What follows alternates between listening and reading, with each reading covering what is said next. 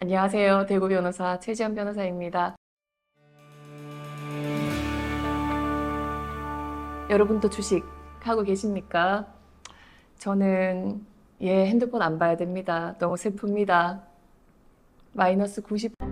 우리가 가진 재산 중에서 사실 변동폭이 가장 큰 게 이 주식이잖아요. 그래서 우리가 이혼하면서 재산 분할을 할 때, 주식은 그러면 금액을 어떻게 산정을 해요? 이런 질문 많이 하시더라고요. 그래서 오늘은 주식에 대한 재산 분할은 어떻게 하면 되는지 한번 이야기 나눠볼게요. 가능하면 하지 마세요. 근데 하지 말라는 얘기는 못 하겠어요. 우선 제가 말씀드릴 주식은 상장 주식 있죠. 땡땡 투자증권 이런 데서 우리가 사고 팔 수 있는 이 상장 주식을 말씀을 드릴 거예요.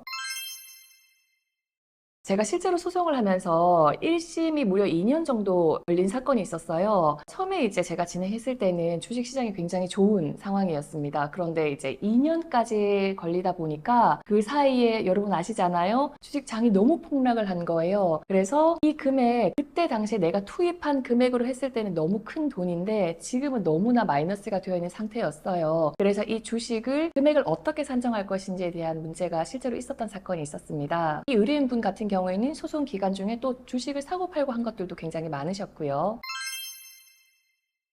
우리가 이혼 소송을 할 때 이 시점을 기준으로 재산 분할을 정리를 한번 해보자 하는 재산 분할 기준 시점이 있습니다. 보통은 소장을 접수한 때를 기준으로 합니다. 만약에 소장을 접수하기 전에 별거 기간이 길었다. 그러면 사실 별거 이후 시점에는 각자 재산 각자가 쓰는 경우가 많기 때문에 보통은 별거 시점을 기준으로 재산 분할 시점을 정하기도 하고요. 또 반면에 이혼 소송을 진행하면서 같이 사시는 분도 계세요. 그래서 경제적으로도 공동생활 하시는 분들도 계시는데 그런 경우에는 이혼 소송 중에 최종적으로 정리되는 그 시점을 기준으로 재산분할 시점을 정하기도 해요. 이때를 기준으로 어떤 부동산이 있고 예금은 얼마가 있고 주식은 얼마가 있고 이런 거를 이제 기준으로 보는 거거든요. 한국예탁결제원에 금융거래정보 제출 명령 신청을 보냅니다. 재산분할 시점 이때를 기준으로 상대방이 어떠한 종목의 주식을 가지고 있었는지 그리고 각 종목별로 몇 주씩 가지고 있었는지를 한국예탁결제원에 물어보는 거예요. 다만 그때 주식을 살 때 얼마를 넣었는지 그때 당시에 평가 금액이 얼마인지 이걸 기준으로 금액을 정하지는 않습니다. 왜냐하면 아까 말씀드렸던 경우처럼 우리가 소송 진행하는 과정에서 주식이 폭락할 수도 있고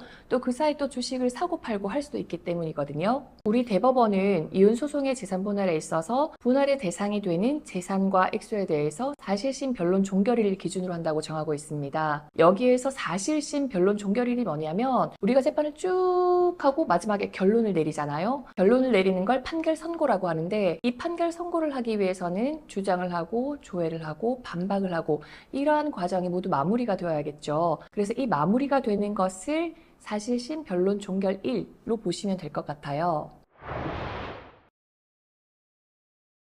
그리고 그때로부터 약 한 달 뒤를 보통은 판결 선고시로 잡거든요. 재판 진행 과정에서 최종적으로 정리되는 시점에 금액을 정한다고 보시면 됩니다. 그러니까 아까 말씀드린 것처럼 우리가 소장을 접수했을 때 상대방이 어떠한 주식 종목의 몇 주를 가지고 있는지를 기준으로 하고 한 주당 가격은 지금을 기준으로 해서 각각 한 주당 얼마다 금액을 곱해서 나온 평가 금액이 재산 분할의 대상이 되는 금액이라고 보시면 됩니다. 참 쉽죠? 안 쉬운가요? 정말 쉽게 말씀드리면 우리가 소장 접수했을 때 상대방이 어떤 주식 종목에 몇 주가 있다. 그리고 지금 한 주당 얼마다. 곱하면 끝. 쉽죠? 이 재산 분할을 꼭 주식을 팔아서 줘야 되나요? 주식 지금 안 파셔도 됩니다. 팔아서 주셔야 될 수밖에 없는 상황이다 라고 하면 어쩔 수 없겠지만 내가 따로 가지고 있는 돈으로 주신다든가 아니면 대출을 받아 주신다든가 방법은 정해진 게 없어요. 그러니까 꼭 주식을 파실 필요는 없습니다. 오늘은 재산 분할을 할 때 주식은 금액을 어떻게 정해야 하는지에 대해서 알아봤습니다. 오늘 영상도 시청해 주셔서 감사합니다. 대구 변호사 최주연 변호사였습니다.